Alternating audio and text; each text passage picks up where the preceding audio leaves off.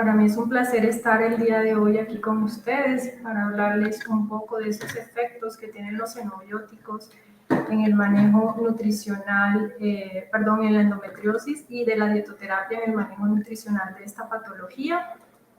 Quizás algunos se estarán preguntando cómo podría ayudar la alimentación en el manejo de la endometriosis. Hoy por eso quiero hablarles un poco de esas causas metabólicas e inflamatorias, lo que es el efecto Warburg, el proceso oxidativo, seguido de los xenobióticos y su efecto en la patología, y por último del plan dietoterapéutico propuesto para el manejo.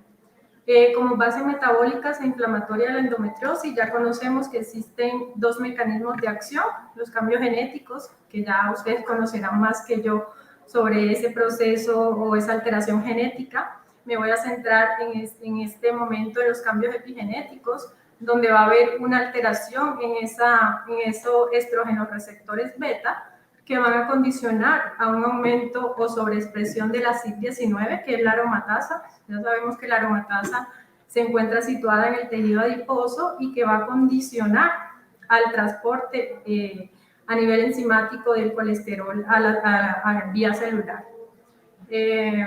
Por ende, pues va a generar una disminución en esa progesterona con un aumento de los estrógenos. Este es un artículo que nos habla de todo ese receptor estrogénico. Básicamente lo que nos dice es que con un aumento de esa aromatasa va a haber un aumento de los catacolestrógenos y que va a generar también un aumento en todos esos factores genéticos que van a condicionar a un proceso inflamatorio, como es el incremento de la CEMIC y de la interleuquina 6. Como efecto Warburg, bueno, ya sabemos que en la endometriosis ocurre un daño mitocondrial y lo que va a haber es un mayor consumo de glucosa para producir glicólisis vía anaerobia, ¿sí? Con un aumento del lactato. Acá hay daño mitocondrial y este sería pues la función en presencia de oxígeno. Este es un artículo que encontré que nos habla del estrés oxidativo de la endometriosis. Básicamente lo que nos dice que todas estas especies reactivas de oxígeno tienen un papel importante en la modulación de muchas funciones fisiológicas, en la reproducción, en las condiciones que generan, infertilidad en la endometriosis, que hay un delicado equilibrio entre esa respuesta oxidativa y los antioxidantes. Ya hay varias líneas que evidencian que la endometriosis está relacionada a esa sobreexpresión o a ese estrés oxidativo. Aquí, pues básicamente lo que nos muestra esta imagen es que cuando hay un proceso oxidativo, se va a condicionar un proceso inflamatorio a través de la alteración de esos genes que regulan todo el proceso de proliferación, con ese aumento de las citoquinas, y también cuando hay desde un contexto primario una inflamación, vamos a tener un estrés oxidativo. Como xenobióticos y su efecto en la endometriosis, bueno, ya sabemos que los xenobióticos son sustancias químicas exógenas que son creadas o digamos modificadas por el hombre, que interfieren en cualquier aspecto de acción hormonal y son responsables de todo el mantenimiento y la homeostasis. Regula todos esos procesos de desarrollo. Aquí traje un artículo que nos habla de las dioxinas ambientales y la endometriosis. Básicamente lo que nos dice es que las dioxinas cumplen un papel importante en la endometriosis porque van a generar un estímulo en todos esos genes, procarcinógenos, generando un proceso inflamatorio a través de un aumento o una sobreexpresión de esos estrógenos. Como clasificación, bueno, los disruptores endocrinos se clasifican en naturales. Este es un tema controversial porque hay muchas literatura que nos habla de la contraindicación de la soya por el componente fitoestrogénico en la endometriosis. Sin embargo, ya hay evidencia reciente que nos dice más bien sus efectos benéficos, sí, porque tiene compuesto de isoflavonas y va más relacionado como en el manejo o prevención de algunos tipos de cáncer. Entonces aquí hay que evaluar más bien las dosis o cantidades o frecuencia con que se indique este alimento en la alimentación. Seguido de los disolventes y lubricantes industriales, Ya sabemos que, pues, acá como les muestro, los bifenoles policlorados y el polibromofinilos y también las dioxinas son disolventes que son creados, bueno, sustancias químicas que se encuentran en el medio ambiente, se encuentran en la mayoría en peces, mariscos. Aquí es como educar, bueno, hay evidencia que nos dice que estos compuestos químicos se encuentran en el tejido graso de los animales, entonces sería como educar en no consumir esa grasa de origen animal. Siguen los plásticos y plastificantes, bueno, que están compuestos por bifenol y fitalatos. Acá encontramos todo lo que es botellas, envases plásticos, todos esos digamos, recipientes de un solo uso, que en temperaturas, digamos, mayor a 30 grados pueden generar contaminación con el alimento. Esto pasaría más que todo cuando calentamos comidas en recipientes de plástico en el microondas. Vale la pena aquí educar en digamos, disminuir o quitar o restringir el uso de estos utensilios y más bien utilizar utensilios de vidrio. Le siguen los pesticidas y organoclorados, ¿sí? Los llamados fungicidas, herbicidas que están presentes en toda la cadena alimenticia porque son comúnmente usados en todo ese proceso agropecuario. No solamente se encuentran residuos en vegetales, sino también en los animales. Entonces, reforzar como esa educación en enfocarnos de pronto quizás en una alimentación un poquito más orgánica y profundizar más en evitar el consumo excesivo de esos alimentos que se encuentran en conservas. Los metales, aquí encontramos el cadmio, plomo, mercurio, uranio, que son sustancias que se encuentran en electrodomésticos o aparatos electrónicos. Aquí es fomentar la educación del reciclaje, ¿no? Para evitar la mayor propagación de estas sustancias químicas. Y por último, los productos farmacéuticos. Estos productos farmacéuticos, bueno, aquí están todo lo que es medicamentos, productos de belleza. Fomentar como esa educación en leer el etiquetado nutricional y escoger más productos orgánicos, ¿sí? De hecho, existen filtros solares, medicamentos también, cremas, productos de belleza que van a ir libres de parabeno y pues a base de sustancias orgánicas.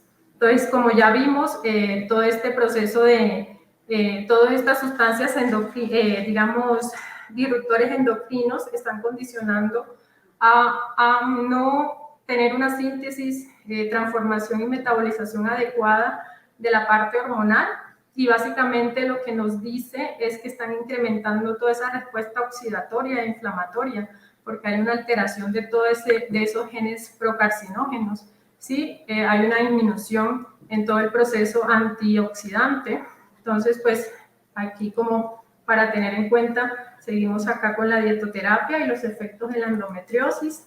Traje este artículo a colación porque básicamente nos está hablando de ese componente estrogénico y las funciones fisiológicas en la endometriosis.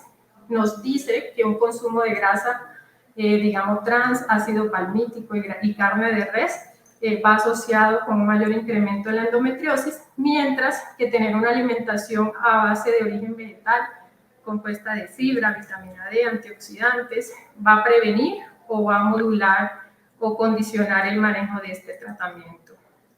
Aquí que nos dice que la biología, bueno, nos dice que la carne de res va asociada más a ese incremento, claro.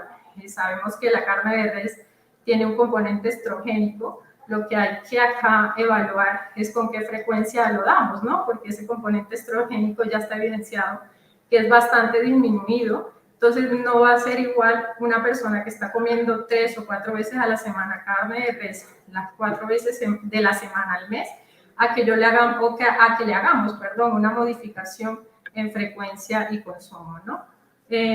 Los alimentos o carne procesada, sí, los alimentos procesados van a tener siempre sustancias químicas. Entonces, fomentar, insisto, la educación de evitar el consumo de estos. Los productos lácteos, bueno, ya sabemos que los estrógenos tienen una actividad liposoluble y que los productos lácteos tienen ese componente estrogénico, ¿no? Pero como ya vimos, ese componente estrogénico va a contenerse más o va a estar más adicionado en la grasa de estos productos. Entonces sería fomentar la educación en consumir productos descremados, ¿no? No retirarlo y teniendo en cuenta que así vamos a aprovechar todas las propiedades nutricionales, al igual que la carne de res. La carne de res es uno de los alimentos que nos aporta más vitaminas del complejo B, que nos va a ayudar a modular toda esta parte inmunológica. Y los lácteos es uno de los alimentos que mayor aporte tienen calcio, vitamina D, entonces valdría la pena utilizarlos en la alimentación y no restringirlos. La dieta, los alimentos grasos, sí, esos tienen un componente estrogénico bastante elevado, entonces sería evitarlo. Básicamente lo que nos dice este estudio es manejar una dieta tipo vegetariana, ¿no? Manejarla con aporte de fibra, algas marinas, polifenoles que se encuentran en muchas frutas y vegetales, vitamina D, vitamina C, vitamina E, por su acción antioxidante y antiinflamatoria. Acá, pues, aclaro también que es importante introducir alimentos que nos aporten omega 3, que también tiene la evidencia de que funciona con ese componente antiinflamatorio. Entonces, como estrategias dietoterapéuticas se han hablado muchas. De hecho, hay literaturas que hablan de un ayuno intermitente, ¿no? Recordemos que el ayuno intermitente está indicado en personas, pacientes con sobrepeso y obesidad, y que sí ha habido una evolución favorable en la pérdida de peso, pero que también se hace por un tiempo prolongado. Ahora está. Tenemos que tener en cuenta qué tipo de pacientes con endometriosis nos llega a la consulta, si está indicada o no ese tipo de dieta para la paciente. ¿Sí? Digamos que hay pacientes que con endometriosis, la literatura lo dice, que presentan sobrepeso. ¿Sí? Tengamos en cuenta que todo ese componente estrogénico está situado en el tejido graso y el sobrepeso es aumento del tejido de la grasa, ¿no? Pero también tenemos pacientes que nos han llegado a la consulta en un estado nutricional por índice masa corporal normal, pero quizás por composición corporal el tejido muscular se encuentra disminuido. Entonces, acá mirar si con una dieta de ayunos vamos a suplir o a empeorar esa condición nutricional de la paciente.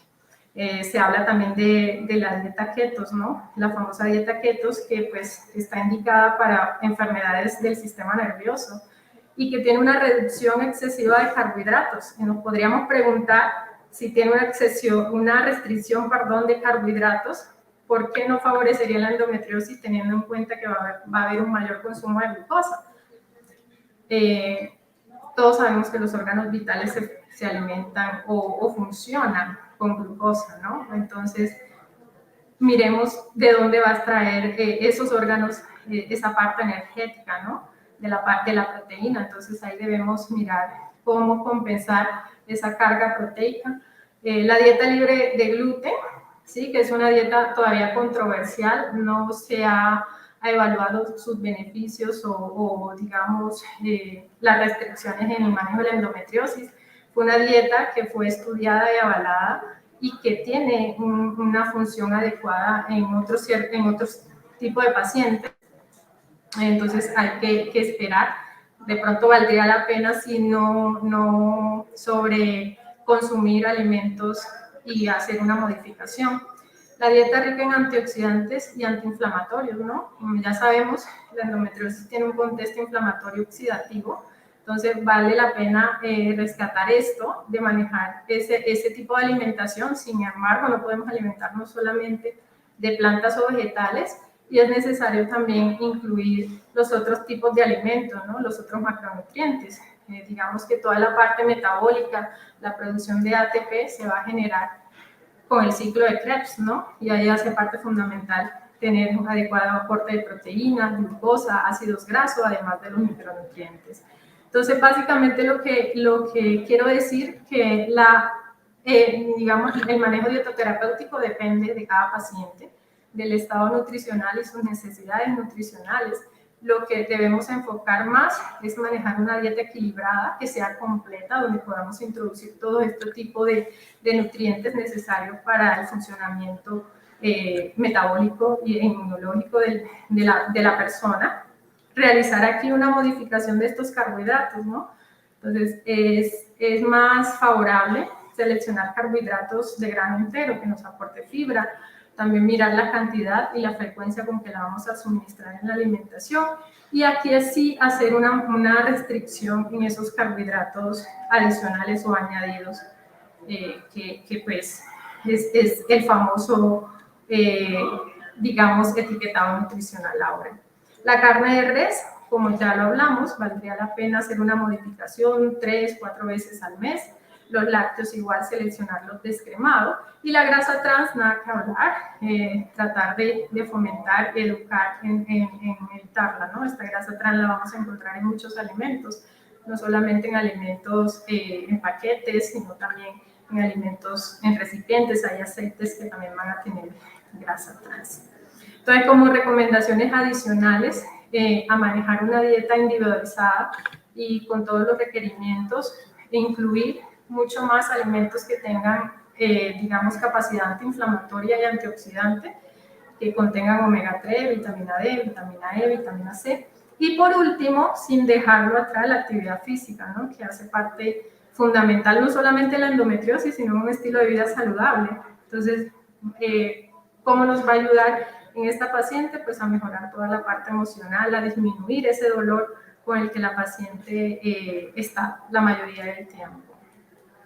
Como recomendaciones médicas, realizar controles, ¿no? Controles de vitamina D, controles de vitamina B12, teniendo en cuenta que vamos a hacer unas modificaciones en la dieta, y aquí determinar si necesitamos suplencia o no de las mismas.